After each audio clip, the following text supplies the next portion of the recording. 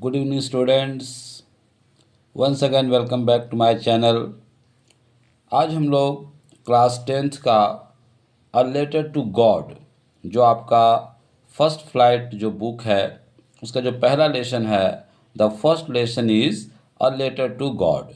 ठीक है, तो आज हम लोग उसके बारे में जानेंगे, उसके एमसीक्यू को मतलब मल्टीपल चॉइस क्वेश्चंस को हम पूरा करेंगे। ठीक है, देखो अगर प्रत्येक चैप्टर से अगर तुम कम से कम 30 से 40 है ना 30 to 40 मल्टीपल चॉइस क्वेश्चन अगर तुम बना लेते हो तो स्टोरी पूरी तरह से तुम्हारे दिमाग में आ जाएगी।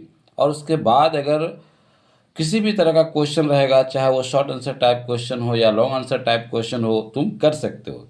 क्योंकि इससे क्या हो कि मल्टीपल चॉइस क्वेश्चन पूरा करने से या फिर very short answer type question पूरा करने से क्या होता है कि पूरी स्टोरी को हम पढ़ लेते हैं, है ना, और वो हमको फिर समझ में आ जाता है।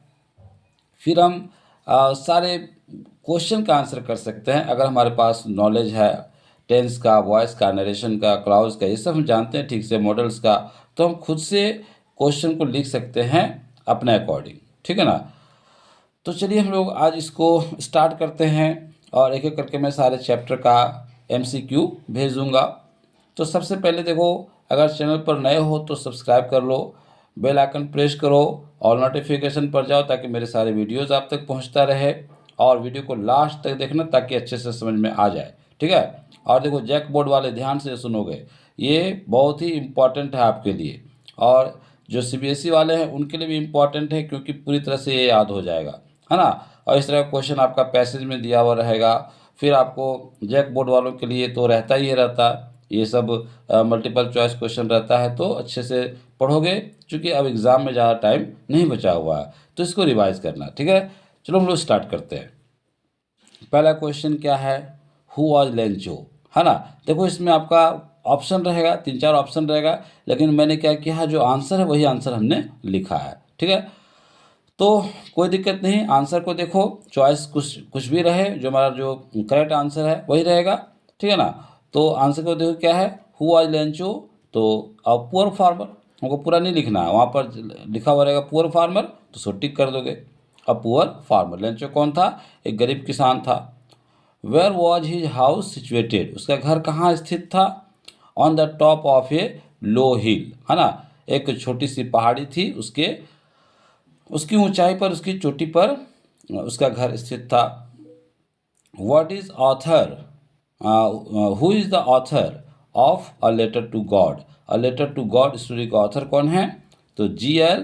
फ्यूंटेस, Fuentes। Okay, what was Lencho expecting for, Lencho किस चीज़ की उम्मीद कर रहा था, डाउनपोर, भारी बारिश की उम्मीद कर रहा था। What can be seen from the house of Lencho, Lencho के हाउस से क्या देखा जा सकता है, तो क्या देखा जा सकता है, the river and the field of ripe corn, है ना, नदी और पके हुए फसल के खेत। What is the same meaning of heavy rain, question रहेगा इस तरह का, है ना। What is the same meaning of heavy rain, heavy rain का मतलब क्या है अकॉर्डिंग टू द पैसेज, है ना, क्या है, डाउनपोर। हैवी रेन मतलब होता है मूसलाधार बारिश, तो डाउनपोर का मतलब ही मूसलाधार बारिश हो जाएगा, है ना, ये लिखोगे। From which direction did Lencho expect the downpour to come, तो लेंचो किस दिशा से भारी मतलब मूसलाधार बारिश आने की उम्मीद कर रहा था, तो ये क्या है, नॉर्थ ईस्ट से, है ना, नॉर्थ ईस्ट से। ठीक है, तो ऑप्शन में रहेगा वो इजीली हो जाएगा। आगे देखो क्या है, what did Lencho compare the rain drops with, Lencho rain drops की तुलना किससे कर रहा था, तो न्यू कॉइन्स से कर रहा था, नए नए सिक्कों से कर रहा था। How did Lencho's fields destroy, Lencho का फील्ड कैसे डिस्ट्रॉय हो गया, तो हेल स्टॉर्म से डिस्ट्रॉय हो गया, जो बड़े बड़े ओले पड़ने लगे उससे डिस्ट्रॉय हो गया। What resembled silver coins, silver coins की तरह कौन दिख रहे थे, कौन सी चीज़ सिल्वर कॉइन्स की तरह दिख रही थी, तो हेल स्टॉर्म, जो ओले बड़े बड़े पड़ रहे थे सिल्वर कॉइन्स की तरह दिख रहे थे। Which word in the story means wrapped, इस कहानी में ऐसा कौन सा वर्ड है जिसका मीनिंग रैप्ड है? तो रैप्ड का सेम मीनिंग कवर्ड है ना? क्या है?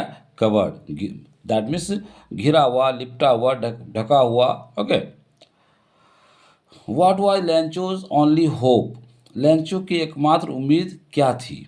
तो लेंचो की एकमात्र उम्मीद क्या थी? गॉड, है ना? गॉड से ही उम्मीद थी उसको, help from God. What did Lencho do to solve his problem, Lencho ने अपने प्रॉब्लम को सॉल्व करने के लिए क्या किया? क्या किया उसने? Wrote a letter to God, उसने गॉड को एक लेटर लिखा। How much money did Lencho ask from God, Lencho ने गॉड से कितना पैसा मांगा, बता सकते हो? तो 100 पीसोज मांगा। कितना मांगा? 100 पीसो मांगा।